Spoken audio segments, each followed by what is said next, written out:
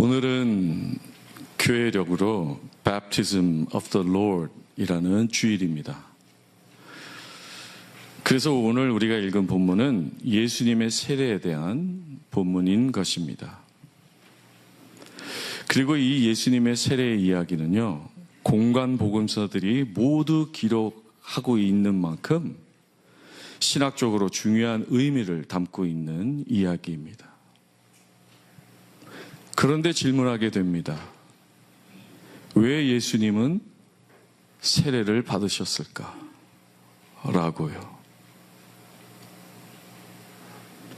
그도 그럴 것이 세례는 죄인이 회개하고 정결케 되는 예식이기 때문입니다. 죄 없는 분이 왜 세례를 받으셨을까? 이번에 보게 되는 것이 있었습니다. 예수님이 세례를 받으신 것은 우리와 같은 죄인을 위한 것임을 깨닫게 됩니다. 예수님은 세례를 친히 받으면서 죄인들과 함께 되셨습니다. Solidarity with sinners라고 표현하는데요. 우리 교회의 중심 사명 중 하나가 연약한 자와 함께하는 교회 아닙니까? 그 정신도 바로 함께하는 거예요. 가르치고 뭐 이런 게 아니라 그들과 연대감을 갖고 함께하는 거. 멀리서 있으면서 손가락 하나만 움직이는 그런 신이 아니라 우리와 같이 되셨고 우리와 함께 계셨습니다. 예수님이 세례를 받으시고 물에서 올라올 때 하늘로부터 소리가 났습니다. 오늘 본문인 마태복음은 이는 내 사랑하는 아들이요 라고 기록하고 있는데요. 마가복음과 누가복음은 달라요. 너는 내 사랑하는 아들이라 라고 한 것도요,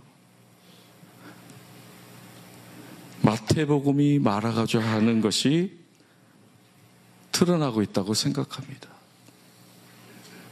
이는 이라고 말하는 것은 선포하는 거예요. 공포하는 거예요. 너희들 들어라. 이 예수가 어떤 사람인지 들어라.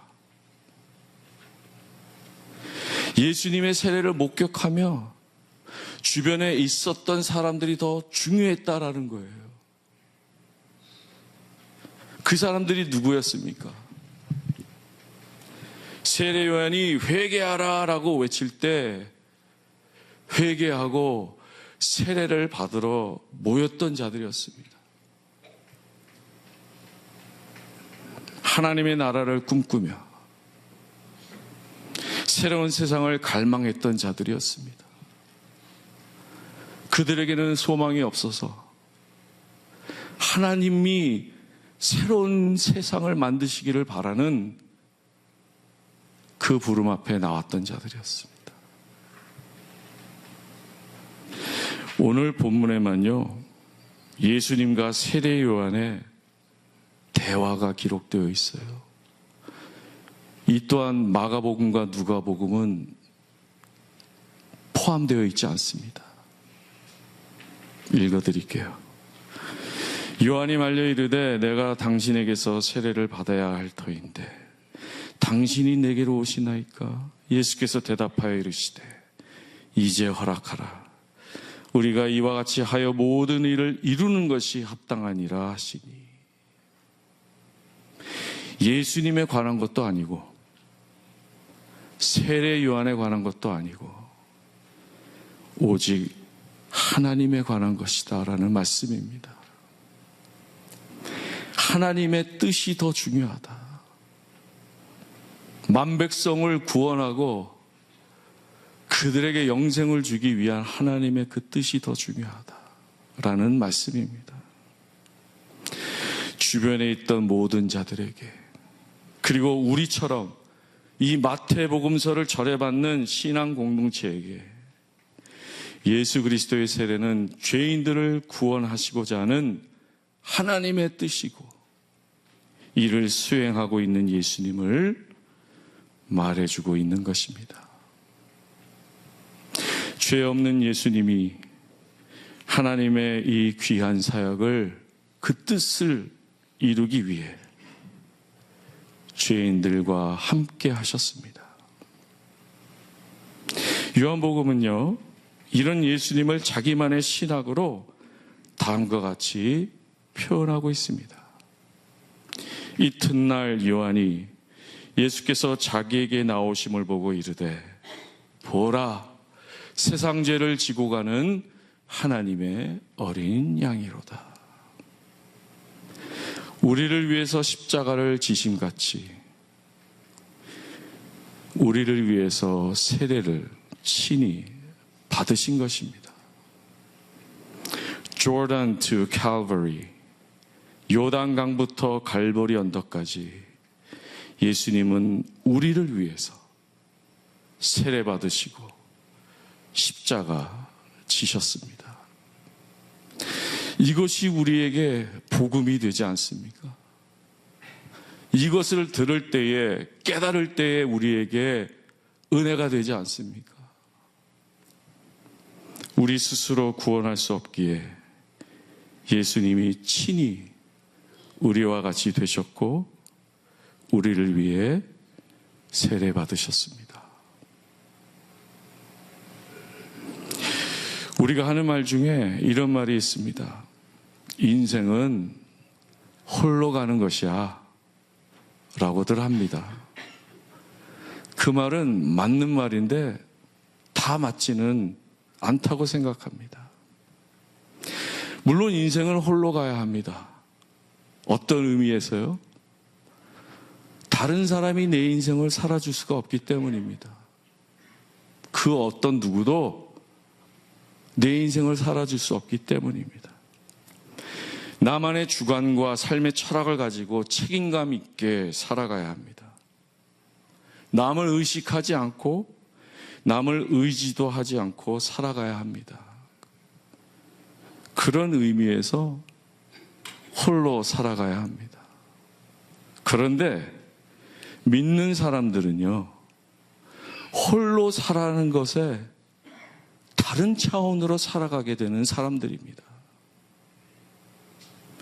신앙 때문에 홀로 사는 것에 대해서 더 깊은 의미를 발견하고 살아가는 사람들입니다.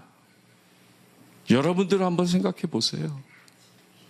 신앙 때문에 여러분들은 홀로 사는 것을 이미 살아가고 있지 않습니까? 하나님만을 찾고 구하며 의지하는 삶은요, 홀로 살아가는 삶을 제대로 살아갈 수 있게 하기 때문입니다. 물론 신앙이 있기 때문에 우리는 더 외로운 삶을 살 수도 있습니다. 큰 길로 가지 않고 세상 사람들이 다 가는 길로 가지 않고 좁은 길로 가야 하기 때문입니다. 정의를 선택하고 불의보다 정의를 선택하고 갈등보다 평화를 선택하는 길은 쉬운 길이 아닙니다. 광야 같은 길입니다. 그러나 가야 하는 길입니다. 신앙이 있다면. 그런데 그러한 우리의 여정에 예수님은 늘 함께 하시는 것입니다. 함께 하시고 우리들을 인도해 주시는 것입니다. 그것이 오늘 본문의 메시지입니다. 여러분들이 신앙으로 홀로 가는 그 여정에 예수님이 함께 하십니다. 오늘 본문 바로 다음에 나오는 이야기도 그런 예수님을 뒷받침해 주고 있습니다. 광야에서 시험을 받으신 예수님의 얘기가 나오고 있는데요. 그때의 예수께서 성령에게 이끌려 마귀에게 시험을 받으러 광야로 가사, 오늘 세례 이야기 끝나자마자 나오는 이야기입니다. 이것 또한 예수님께서 친히 우리와 같이 광야 같은 그 여정을 경험하셨다라는 말입니다. 그러므로 우리는 신앙 때문에 광야 같은 인생길을 의연하게 걸어갈 수 있는 것입니다.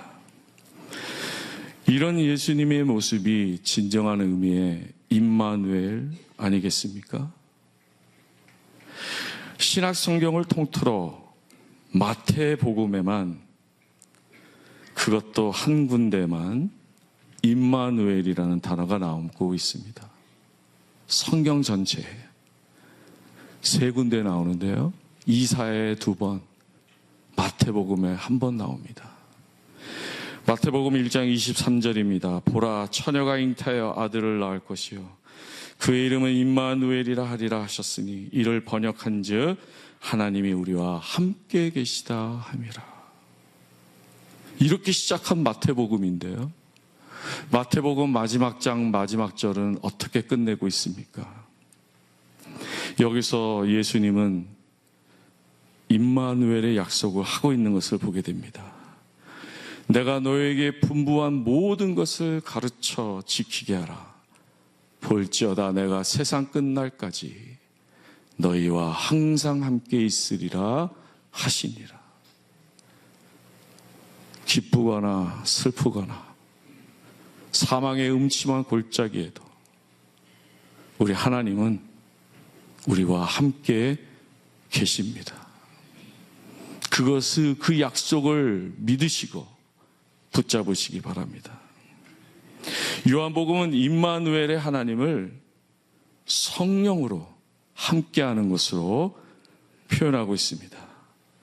내가 아버지께 구하겠으니 그가 또 다른 보혜사를 너에게 주사 영원토록 너희와 함께 있게 하리니. 성삼위 하나님이, 임마누엘의 하나님이 처음부터 끝까지 우리와 함께 하신다라는 말씀입니다. 그러기에 우리는 홀로 이 여정을 걸어가도 혼자가 아닌 것입니다. 홀로 있어도 외로운 것이 아닙니다. 오히려 홀로 있기에 하나님만을 간구하고 하나님만을 바라는 그런 영적인 삶을 살아갈 수가 있는 거예요. 다른 것으로부터 사랑을 구걸하지 않고 다른 사람들을 의지하지 않고 오직 임마누엘의 하나님만을 간구하며 그분이 들려주시는 음성, 사랑하는 내 사랑하는 딸아, 사랑하는 내 아들아 라는 음성만을 붙잡고 살아갈 수 있게 되는 것입니다. 노동자 출신이며 시인인 박노해라는 사람의 길이라는 시 한 편이 동일한 울림을 주고 있습니다. 이분 또한 믿는 사람인데요, 혼자 걷되 믿음을 잃지 말라, 그의 시에서 말하고 있습니다. 먼 길을 걸어온 사람아, 아무것도 두려워 말라.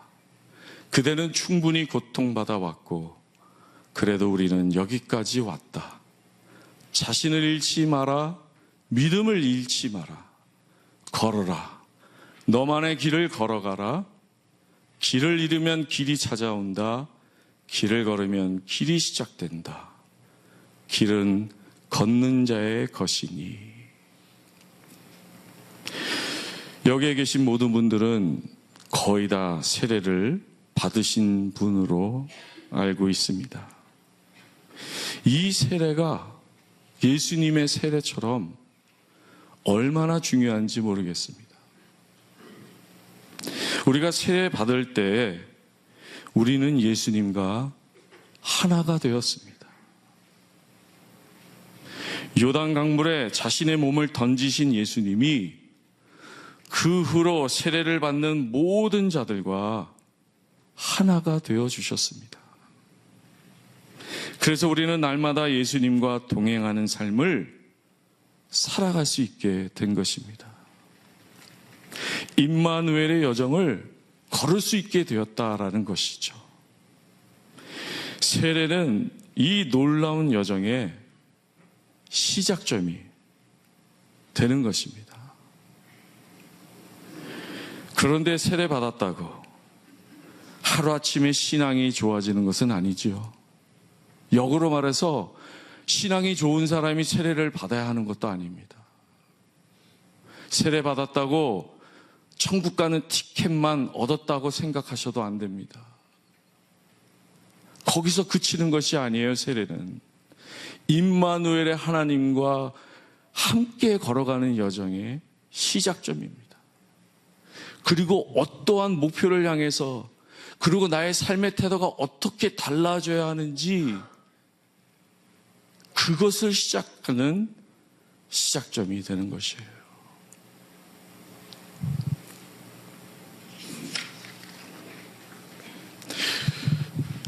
그런 특정한 목표를 향해 걸어갈 때, 예수님께서 함께 하실 때 우리는 넘어질 수도 있지만 다시 힘을 낼 수 있는 것입니다. 우리가 살아가는 인생, 이렇게 회고해 보니까 참 감사할 일들 뿐입니다. 우리에게 신앙이 있다는 것, 그것 또한 너무나 감사한 일입니다. 여러분들 한번 돌아보세요. 생각해 보세요. 신앙 때문에 나의 삶을 하나님께 맡겨드리고 이제 영원한 품에 안길 때까지 그 길을 내가 걸어갈 수 있다라는 그런 마음, 맡겨드리는 마음이 있다는 것, 얼마나 감사한 일입니까? 작년 말과 올해 초 일주일 안에 2번의 장례식에 참석하게 되었었는데요. 첫 번째 장례식은 우리 교회 성도의 어머님의 장례식이었고, 또 다른 장례식은 제가 이민 오자마자 다녔던 교회 성도의 아버님의 장례식이었습니다. 부모님들의 연세가 아무리 많다 하더라도 먼저 보내는 자식들의 마음은 슬픔과 후회로 아픈 것입니다. 그러나 자녀들을 위한 부모의 사랑과 희생은 자녀들의 마음에 오랫동안 남아있고 기억될 것입니다. 그 사랑을 기억할 때 자녀들도 부모처럼 주어진 인생을 아름답게 살아갈 수 있게 될 것입니다. 다시 만날 때까지 부모의 발자취를 따라 살아가게 될 것입니다. 교회 여러분, 우리에게 이 귀한 신앙이 있다는 것 얼마나 큰 축복인지 모르겠습니다. 우리는 하나님의 자녀들이 되었습니다. 하나님께서 예수님을 보내주셨고 성령님을 보내주셔서 우리와 함께 하셨습니다. 그리고 영원토록 함께 하실 것입니다. 우리는 이 귀한 복음을 믿었고 세례를 받았고 분명한 목표를 향하여 여정을 걸어가는 사람들입니다. 예수님의 제자로서 홀로 걸어가되 함께 걸어가는 성도들입니다. 임마누엘의 하나님이 우리가 하나님의 품에 안길 때까지 함께하여 주실 것입니다. 이 약속을 믿고 이 약속을 붙잡고 우리가 걸어갈 길을 담대히 걸어가십시다. 우리는 혼자가 아닙니다. 찬양하시겠습니다.